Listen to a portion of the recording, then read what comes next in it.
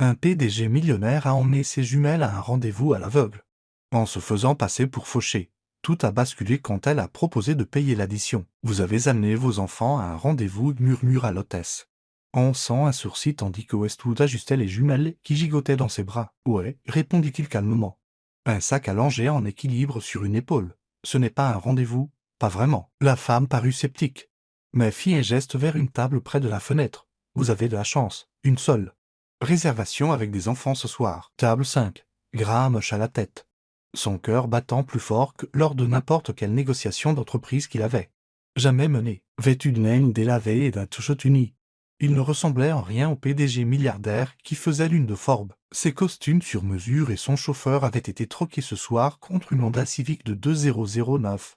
Empruntés et deux élastiques pareils retenant les cheveux bouclés d'Ella et Emma. Il posa les filles et les aida à s'installer dans leur ressort. Emma attrapa immédiatement la salière. Elle la serra son lapin en peluche rose et regarda autour d'elle. Graham prit une profonde inspiration. Surveillant la porte, il savait déjà que la femme de l'application l'avait planté. Son dernier message était lapidaire. « Désolé, je ne peux pas sortir avec un père fauché de 2 enfants. Bonne chance. » Il s'apprêtait à rassembler les filles et à partir quand la porte d'entrée s'ouvrit et une femme entra, un sac en toile sur l'épaule et un livre de poche à la main. Elle balaya le restaurant du regard, plissant brièvement les yeux vers son téléphone. Puis son regard se posa sur sa table. Elle se dirigea droit vers lui avec un sourire nerveux. « Salut, je suis Sadie, » dit-elle en passant ses cheveux dorés derrière une oreille. « Désolé, je suis en retard, le bus était lent. » Graham cligna des yeux. « Ah, je sais, pas vraiment une entrée en grande pompe. » dit-elle en s'asseyant en face de lui, jetant à peine un nouveau coup d'œil à son téléphone. « Mais bon, vous avez dit table près de la fenêtre avec des enfants. Alors j'ai supposé que c'était ici. » Il ouvrit la bouche pour la corriger, mais alors il la regarda vraiment. Il y avait quelque chose de discrètement sincère dans ses yeux. Quelque chose de maladroit mais d'attachant dans son sourire et derrière tout cela. Une lassitude qu'il reconnaissait. « Pas de problème, » dit-il doucement, « nous venons d'arriver. » Sadie jeta un coup d'œil aux filles qui la fixaient en retour. « Curieuse, je ne savais pas que je dînerais en si prestigieuse compagnie. » dit-elle avec un sourire. Emma plissa les yeux. « Vous aimez les chats ?» Sadie gloussa. Plus que la plupart des gens. Elle a fait glisser un crayon violet sur la table. « Dessinez-en un. » Et c'était ainsi que Sadie prit une serviette en papier et commença à esquisser. En quelques minutes, les filles gloussaient, montrant du doigt son dessin de chaton de travers, complètement subjugué. Graham s'adossa.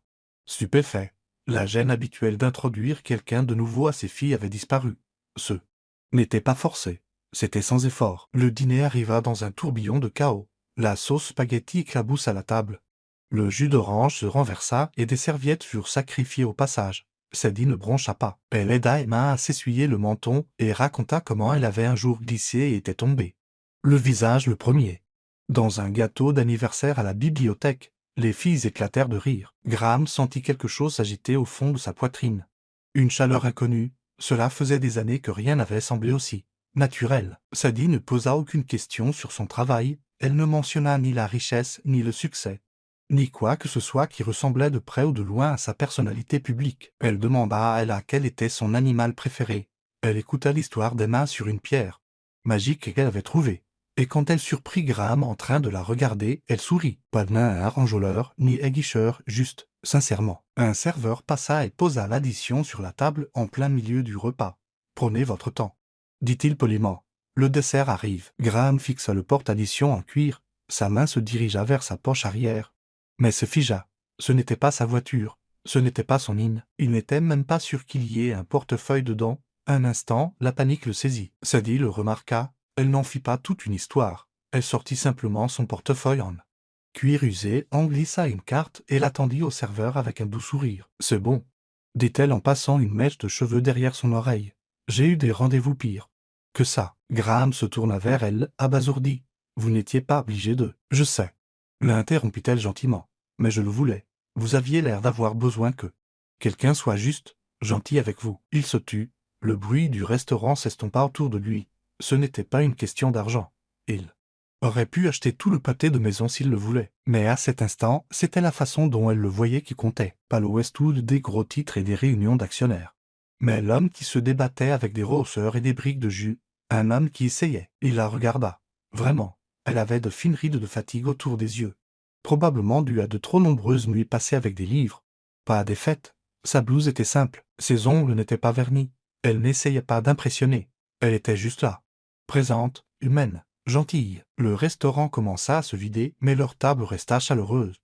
Remplie de rires et de crayons de couleur, Sadie prit un graissin, le cassa en deux et en offrit un morceau à Ella tout en continuant une histoire sur son enfance. « J'ai grandi dans une maison où l'argent était rare, dit-elle, les yeux perdus dans ses souvenirs. Mais nous avions des livres empilés dans tous les coins, sur toutes les étagères, même par terre. Ma mère me lisait des histoires tous les soirs à la lueur d'une bougie quand il y avait une coupure de courant. C'est pour ça que je suis devenu bibliothécaire. Les livres me faisaient me sentir riche même quand je n'avais rien d'autre. » Graham m'écoutait attentivement. Il n'y avait aucune envie dans sa voix. Aucun regret pour ce qui lui avait manqué. Juste une reconnaissance tranquille pour ce qu'on lui avait donné. Cela le frappa profondément. La plupart de ses rendez-vous avaient voulu connaître sa maison, à Aspen, le type de vin qu'il aimait ou le nombre de voitures qu'il possédait. Mais Sadie ne posa jamais une seule question sur sa carrière. Elle ne semblait pas se soucier de ce qu'il faisait, mais seulement de qui il était. Et pour la première fois depuis des années, Graham se sentit vu. « Vous devez aimer votre travail, dit-il. » Sadie hocha la tête. « Oui, les enfants qui viennent après l'école. Leur visage s'illumine quand je me souviens de leur nom ou que je mets un livre de côté. Juste pour eux, c'est peu de choses, mais ça compte. Du moins, j'aime à le croire. » Elle posa sa tête sur le bras de Sadie. Et Sadie brossa doucement une miette sur la joue de l'enfant. « Ces filles, murmura-t-elle, sont vraiment spéciales. » Graham l'églutit difficilement. « Elles sont mon monde. » Quand le repas se termina, Graham se leva et proposa de raccompagner Sadie à l'arrêt de bus. Ou au moins de la déposer. « Ce n'est pas une voiture de luxe, dit-il avec un sourire ironique. Mais elle va d'un point A à un point B. » Sadie hésita, jeta un coup d'œil par la fenêtre. « C'est bon, dit-elle doucement. J'aime bien marcher. Ça m'aide à me vider la tête. » Il essaya de ne pas paraître déçu. Bien sûr, elle fit un petit signe de la main aux filles. Se pencha pour embrasser Léa sur le front. « Merci pour le dessin de chat, l'artiste. Reviens dessiner. » Lança Emma. Le sourire de Sadie s'attarda. Peut-être. Puis elle se tourna et s'en alla dans la nuit. Graham conduisit en silence. Les jumelles somnolaient déjà dans leur siège auto, leurs mains encore maculées de crayons. Un seul dessin sur une serviette flottait sur le tableau de bord. Une image gribouillée d'un chat avec trop de moustaches et les mots Sadie et Ella en lettres. Tordu, il le fixa en se garant dans son garage, le cœur serré. Son esprit revint à une autre nuit il y a longtemps, quand sa défunte femme Caroline s'était assise sur le sol de la cuisine avec les filles, dessinant des animaux de la ferme avec des feutres lavables sur de vieux journaux. Son rire avait rempli la pièce. Ce souvenir l'avait hanté. Il faisait de chaque nouvelle connexion une trahison. Mais ce soir, en regardant Sadie avec les filles, en l'entendant rire alors que le jus d'orange trempait sa manche, il avait ressenti la paix, pas de culpabilité, pas de peur, juste le sentiment tranquille que peut-être, juste peut-être, guérir n'était pas trahir, c'était peut-être une permission, pour continuer, pour recommencer. Il regarda le dessin une dernière fois, puis le plia délicatement et le plaça dans la boîte à gants. Un espoir fragile s'installa dans sa poitrine. Il n'avait aucune idée s'il reverrait un jour Sadie, mais elle avait déjà laissé quelque chose derrière elle et pour la première fois depuis longtemps, c'était suffisant. 4 jours s'étaient écoulés depuis leur dîner. 4 jours depuis que Sadie s'était involontairement présentée au mauvais rendez-vous et l'avait complètement désarmé avec rien de plus que des crayons, de la sauce spaghetti et de la sincérité. Graham ne pouvait chasser l'image de son visage, la façon dont elle riait avec les filles, la façon dont elle avait payé l'addition sans hésitation, sans jugement. Tout ce qu'il avait, c'était un commentaire qu'elle avait fait en passant sur son travail. « Je travaille à la bibliothèque près de Pinstgit, celle avec les portes rouges, samedi matin. » Graham installa à nouveau les filles dans la voiture. Il se dit que ce n'était qu'une simple visite à la bibliothèque, sans attente, sans projet, juste de la curiosité, et peut-être un peu d'espoir. Les portes rouges furent faciles à trouver, à l'intérieur. L'odeur des vieilles pages et du bois ciré les enveloppa comme une couverture familière. Des enfants étaient assis en tailleur dans un coin, regroupés autour d'une femme en cardigan doux. Un livre d'images usé sur ses genoux. Et puis l'ours Sadie, qui a pris mon chapeau. La voix de Sadie s'éleva théâtralement, faisant glousser les enfants. Elle halta. C'est elle. Emma applaudit. Elle est là. Avant qu'ils ne puissent les arrêter, les jumelles se précipitèrent, se faufilant entre les autres enfants pour se rapprocher de Sadie. Elle s'interrompit au milieu de sa phrase, surprise, puis leva lentement les yeux. Ses yeux s'écarquillèrent en voyant Graham debout à l'entrée, les mains dans les poches de sa veste, les épaules tendues. « Salut, dit-il doucement. » Elle ferma le livre. « Tout le monde, on va faire une petite pause. 5 minutes, d'accord ?» Les enfants grognèrent, mais se dispersèrent vers les poufs. Sadie se leva. Vous m'avez trouvé. Graham hocha la tête. Je me suis souvenu de ce que vous aviez dit, des portes rouges. Le silence qui suivit était épais, pas hostile, mais incertain. Elle attendit un morceau de papier plié. On t'a fait un autre dessin. Sadie le prit avec un doux sourire. Merci. Ma chérie. Puis son regard se reporta sur Graham. Vous n'étiez pas l'homme que je devais rencontrer ce soir-là. Non, admit-il. Vous deviez rencontrer quelqu'un d'autre. Sadie croisa les bras. Alors pourquoi êtes-vous resté? Graham inspira lentement. Parce que je ne pouvais pas partir. Pas quand quelqu'un me voyait. Enfin, pas Westwood, le PDG ou le type avec une fortune ridicule. Juste moi, le père qui essaie de tenir le coup, l'homme à qui sa femme manque, l'homme qui avait besoin d'une soirée qui ne ressemblait pas à une transaction. Les lèvres de Sadie s'entr'ouvrirent, son expression était indéchiffrable. Je n'ai pas menti, dit-il rapidement. Je n'ai pas prétendu être quelqu'un d'autre, je ne vous ai juste pas corrigé, parce que pour une fois, quelqu'un ne me regardait pas à travers le prisme de l'argent ou du pouvoir. Vous vous êtes assise. Et vous avez écouté mes filles, vous avez payé l'addition sans broncher, vous avez ri quand les choses sont devenues désordonnées. Ses yeux s'adoucirent, mais ne baissèrent pas. Il s'approcha un peu plus. Je m'appelle Graham Westwood, je dirige une entreprise qui a probablement financé les boîtes de dons de votre bibliothèque. Je possède trop de costumes et je vis dans une maison trop grande pour 3 personnes. Et là, plupart du temps, je déteste ça. Mais l'autre soir, je n'avais pas l'impression que tout cela comptait. Grâce à vous, Sadie déglutit, jetant un coup d'œil aux jumelles qui feuilletaient des livres non loin. Alors, dit-elle tranquillement, et maintenant, je ne sais pas. Dit-il honnêtement, je savais juste que je ne pouvais pas vous laisser disparaître sans vous dire la vérité. Pas parce que je pense que ça changera quoi que ce soit, mais parce que vous le méritez. Elle baissa les yeux sur le dessin de chat dans sa main. Il y avait un cœur rose au-dessus de ça. C'étaient les mots, pour Sadie, gribouillés en lettres capitales. Ce que j'ai vu ce soir-là, murmura-t-elle, était réel. La façon dont vous les regardiez, la façon dont elle vous regardait, la façon dont vous me regardiez, comme si vous voyiez quelque chose qui vous effrayait. Ce n'était pas faux. Non, dit-il. Elle croisa de nouveau son regard. Mais j'ai besoin de temps pour comprendre ce qui est réel. Quand tout le reste autour de vous semble si compliqué, il hocha la tête. Prenez tout le temps dont vous avez besoin. Une longue pause flotta entre eux. Pas un adieu. Pas encore. Et cela, pour la première fois, semblait suffisant. Dans les jours qui suivirent, leurs rencontres furent de petites choses discrètes. Graham amenait les jumelles à la bibliothèque. Plus souvent, exprès, bien sûr. Sadie souriait en les voyant entrer, faisant toujours semblant d'être surprise. Ils se retrouvèrent aussi une fois au parc. Les filles couraient pieds nus dans l'herbe tandis que Sadie lisait à voix haute un roman pour enfants. Graham était assis sur le banc, la regardant, réalisant à quel point sa présence rendait même un après-midi ordinaire significatif. Pas ostentatoire, pas dramatique, juste stable. Puis, un vendredi soir, un morceau de papier plié apparut dans la boîte aux lettres de Sadie. Une écriture d'enfant y était gribouillée. On pouvait y lire « Chère Madame Sadie, viens dîner avec nous. On a fait des dessins et des biscuits. Bisous, Ella et Emma, et papa aussi. » Sadie posa la main sur sa poitrine et sourit, sachant déjà qu'elle ne pourrait pas dire non. Ce dimanche-là, Graham les conduisit à un petit cottage niché au bord de la ville. C'était la maison de ma mère, expliqua-t-il en entrant dans l'allée de gravier. Je la garde telle qu'elle était. C'est là que je vais quand je ne veux pas être Monsieur Westwood. La maison était modeste et chaleureuse, avec des pots de fleurs sur le porche et un vieux carillon qui tâtait doucement. À l'intérieur, Ella et Emma avaient transformé le salon en une galerie de chefs-d'œuvre au crayon scotché sur tous les murs. Sadie rit en entrant. Vous ne plaisantiez pas pour les dessins. Ella attrapa sa main. Viens t'asseoir à côté de moi. Le dîner fut simple, des spaghettis à nouveau, à la demande générale. Graham portait un tablier qui disait embrasser le cuisinier et fit semblant de ne pas être gêné. Quand la sauce éclabousse à sa chemise, les filles bavardaient sans arrêt sur les livres de la bibliothèque et leurs couleurs préférées.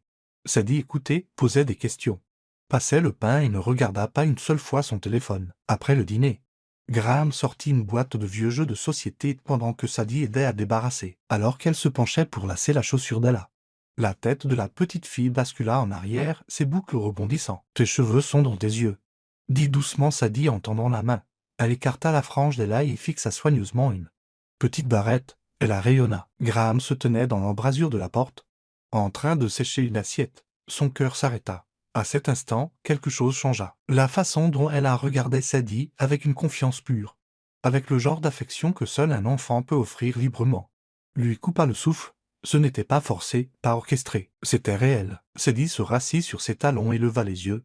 Je n'ai jamais vu un enfant me faire confiance aussi rapidement. La voix de Graham était basse, je n'ai jamais vu personne le mettre en sécurité aussi vite.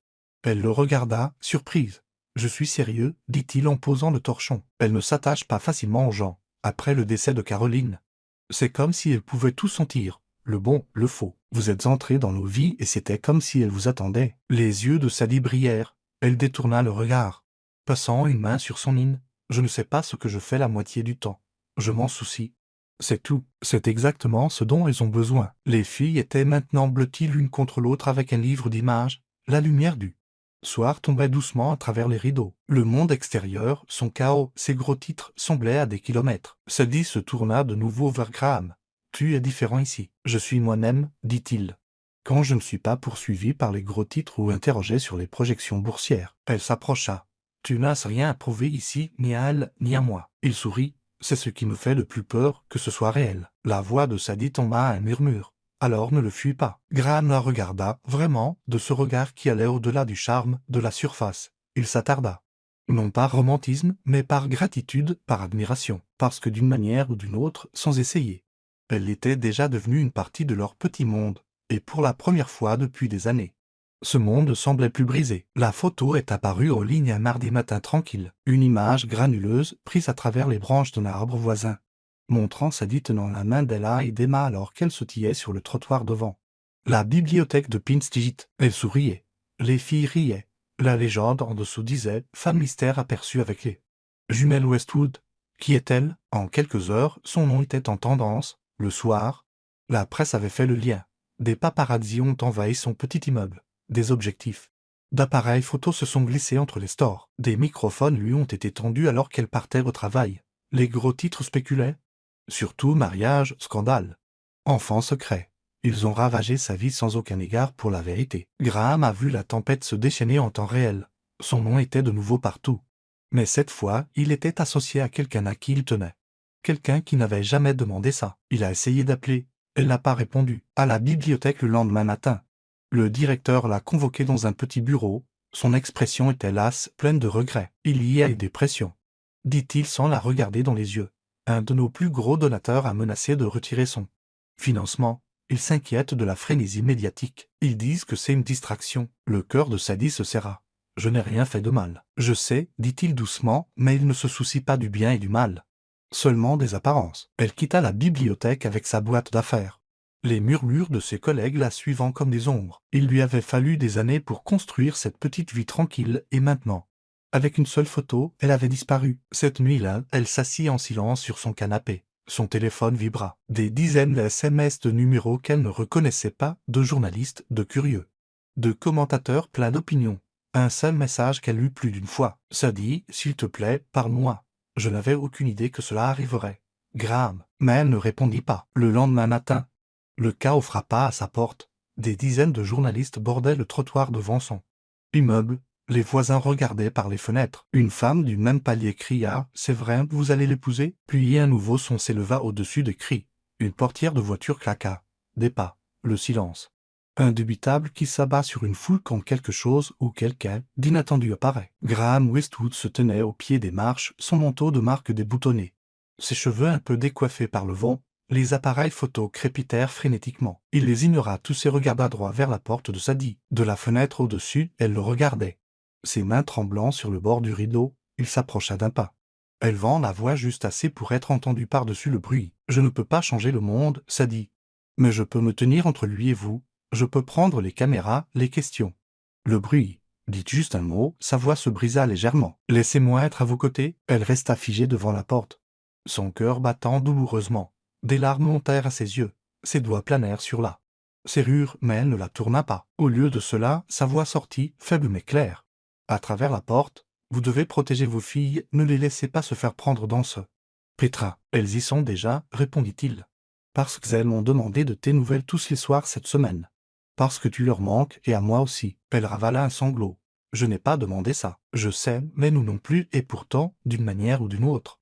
C'est devenu la chose la plus réelle que j'ai eue depuis des années. Un long silence passa. Les appareils photo cliquaient. Le vent soufflait. Je suis désolé, murmura-t-elle à travers la porte, mais j'ai besoin que vous partiez. Il resta là un instant de plus, hochant lentement la tête. Puis il se retourna et traversa la foule. Chaque pas lourd, délibéré. Sadie glissa au sol, le dos contre le bois.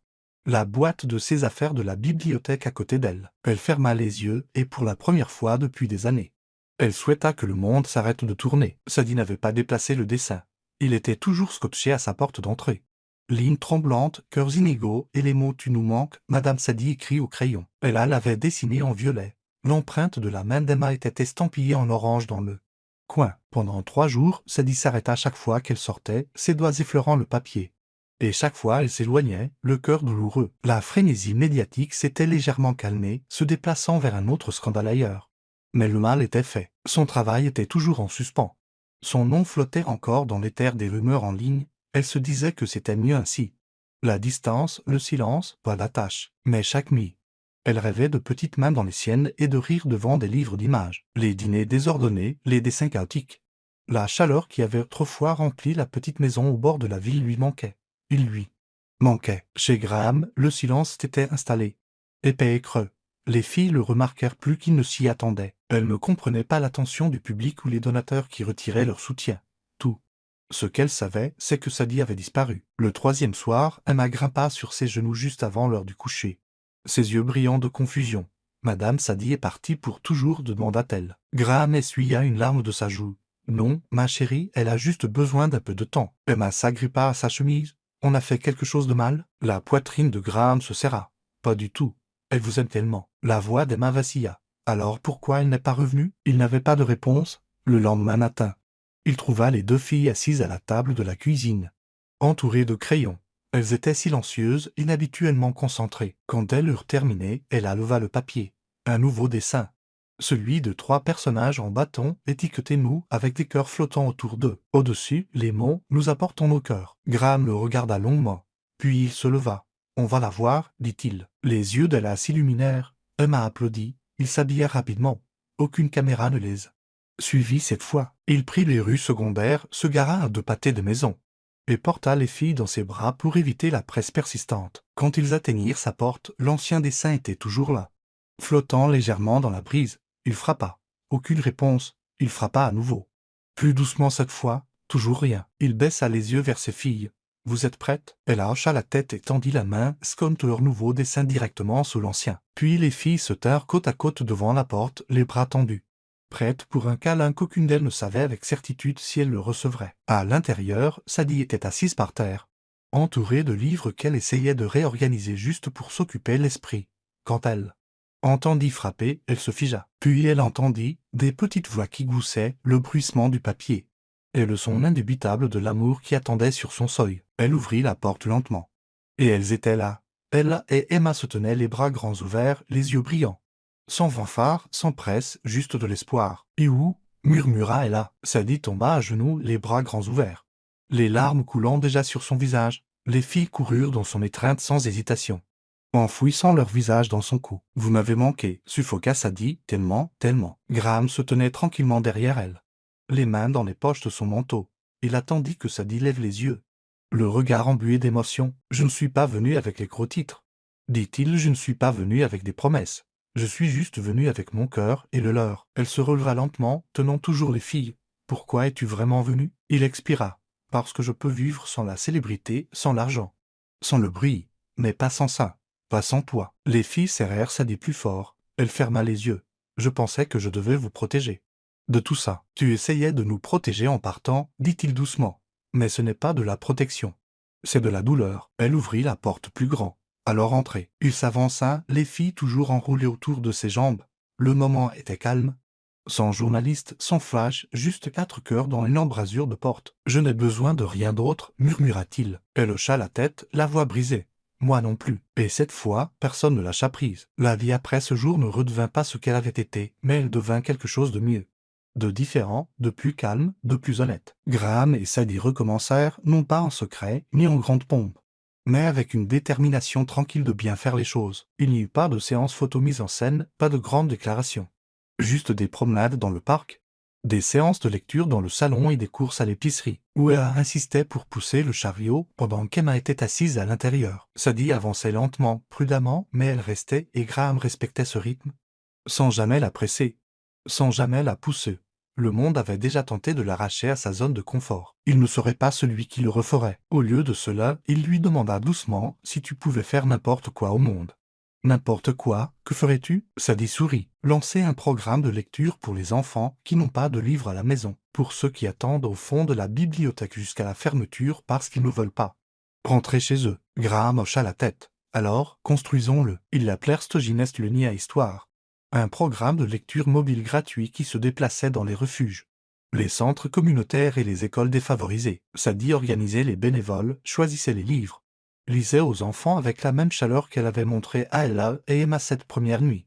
Graham finançait le projet discrètement. Il laissait Sadie prendre chaque décision. Lorsque les journalistes appelaient, il refusait les interviews. À la place, son équipe publiait des communiqués de presse mettant en avant Stoginest et son impact. Lentement, le récit changea. Les gros titres parlaient moins de la bibliothécaire mystère et plus du programme lui-même, à la maison. Leur rythme devint magnifiquement banal. Sadie commença à rester pour le dîner plus souvent. Puis pour la nuit quand les filles le demandaient, elle leur lisait des histoires avant de dormir, donnant une voix différente à chaque personnage tandis qu'elle s'accrochait à ses bras.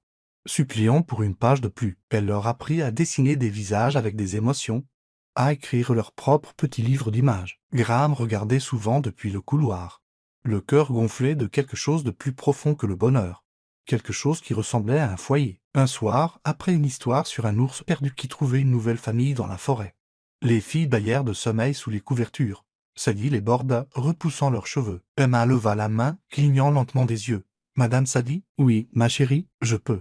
T'appeler maman Sadie ?» La pièce devint silencieuse. Graham se tenait figé, retenant sa respiration. Les yeux de Sadie s'emplirent instantanément. Elle tomba à genoux à côté du lit, serrant la petite main d'Emma. « Si c'est ce que tu veux, alors oui, bien sûr que tu peux. » Emma hocha la tête, se blottissant davantage. Elle attendit la main vers elle aussi. Sadie embrassa doucement leurs fronts, ses larmes tombant en silence. Graham entra alors dans la pièce, s'assit sur le bord du lit et prit la main de Sadie dans la sienne. Il ne parla pas, il n'en avait pas besoin. Les filles s'endormirent en tenant ses doigts. Plus tard dans la nuit, après la vaisselle, le silence revenu dans la maison. Graham et Sadie s'assirent sur le porche, enveloppés dans une couverture, écoutant les carillons que sa mère avait suspendus des décennies auparavant. « Je n'ai jamais voulu remplacer personne, » murmura Sadie. « Tu ne l'as pas fait, dit-il. Tu es devenu quelque chose d'entièrement à toi. » Elle appuya sa tête contre son épaule. « Je ne pensais pas avoir assez à donner. » Graham la regarda, la voix rauque. « Tu leur as donné un espace sûr. Tu m'as donné une raison de croire à nouveau. » Sadie sourit à travers de nouvelles larmes. « J'imagine que ça, nous, c'est juste arrivé. » « Non, dit Graham, ce n'est pas juste arrivé. Nous l'avons choisi. Chaque petit moment, chaque choix discret, nous l'avons construit. » Elle hocha la tête, le cœur plein, et dans le calme de cette soirée, sous la lueur ordinaire de la lumière du porche, une famille n'était plus en train de se former. Elle était déjà entière. 1 an plus tard, beaucoup de choses avaient changé et pourtant, tout était resté magnifiquement simple. Sadie vivait toujours dans son appartement douillet, au-dessus de la librairie de Pine Street. Elle était retournée à la bibliothèque non par nécessité, mais par amour. Les enfants couraient toujours dans ses bras, et son nom apparaissait dans des articles discrets sur Stoginest. Mais plus personne ne l'appelait la fiancée du PDG. Elle était juste Sadie. Et c'était plus que suffisant. Graham ne lui a jamais demandé d'emménager dans sa grande demeure. Il comprenait qu'elle avait besoin de racines, pas de sol en marbre. Au lieu de cela, ils passaient la plupart de leur temps au vieux cottage, un lieu de crayon, de chaleur et de carillon. Par un doux après-midi de printemps, ils organisèrent un petit pique-nique familial dans le jardin. Graham avait reconstruit la table de la nuit de leur rencontre avec son bois usé, ses chaises dépareillées et tout le reste. Sadie sourit en la voyant. « Tu as ramené la mauvaise table. » Certaines erreurs, dit Graham en souriant, valent la peine d'être gardées. Les filles couraient pieds nus emmêlées dans des colliers de marguerite. Après le dessert, elles disparurent à l'intérieur et revinrent en gloussant, portant une petite boîte enveloppée dans des serviettes en papier. « Pour toi, » annonça Emma en la déposant sur les genoux de Sadie. À l'intérieur se trouvait une bague faite de cordes souples et de perles colorées, inégale et précieuse. « C'est nous qui l'avons faite, dit Emma. C'est ta bague spéciale. » Graham s'agenouilla à côté d'elle. Sa voix tremblait. « Je croyais qu'on ne m'aimerait que pour ceux que j'avais, mon nom, l'argent. » Et puis il y a eu une mauvaise table, 2 petites filles, et une femme qui a regardé au-delà de tout ça et qui m'a vu. Moi, il prit sa main. « Je ne demande pas un gros titre ou une grande cérémonie, juste ça. Sois toi avec nous. Avec elle, sois le cœur de ce foyer. » Il marqua une pause. « Sadie Keene, veux-tu m'épouser ?» Sadie rit à travers ses larmes. Elle regarda la bague faite maison et la glissa à son doigt. Luz. Sommes une famille depuis un moment déjà. Tu es juste en train de rattraper ton retard. Les filles poussèrent des cris de joie, les entourant de câlins et de rires. Il n'y avait pas de caméra, pas de nouvelles de dernière minute, seulement la lumière du soleil. Le vent et deux enfants qui avaient, sans le savoir, façonné la plus inattendue des histoires d'amour. Ce soir-là, alors que le ciel devenait doré, Graham et Sadie s'assirent sur la balancelle du porche, les bras enlacés. « Tu n'étais pas la mauvaise femme, murmura-t-il. Juste la bonne à une table que personne n'attendait. » Sadie sourit. « Et tu n'as jamais été le milliardaire. Tu étais le papa au lieu tendre avec de la sauce spaghetti sur sa chemise. » Dans le calme de ce jour ordinaire, ils commencèrent le reste de leur vie. Parfois, l'amour n'arrive pas au moment parfait. Il arrive doucement. S'assoit à la mauvaise table et remet votre monde à l'endroit. Graham avait essayé de protéger son cœur derrière la richesse. Sadie craignait que son petit monde ne puisse contenir quelque chose d'aussi grand que l'amour. Mais à la fin, ce n'était ni le manoir ni l'argent. C'étaient les histoires du soir, les cœurs en crayon et une femme qui a choisi de voir l'homme. Pas le nom. Merci d'avoir pris part à ce voyage émouvant d'amour, de guérison et d'espoir. Si cette histoire vous a touché, si elle vous a rappelé que le foyer est là où se trouve le cœur, et non les gros titres, alors abonnez-vous à Histoire qui touche l'âme. Nous vous proposons des récits réels et émouvants qui guérissent, inspirent et restent avec vous longtemps après que l'écran s'éteint. D'ici là, restez bienveillants et ne sous-estimez jamais le pouvoir d'une mauvaise table. De deux petites mains et d'un cœur qui choisit l'amour. Abonnez-vous maintenant.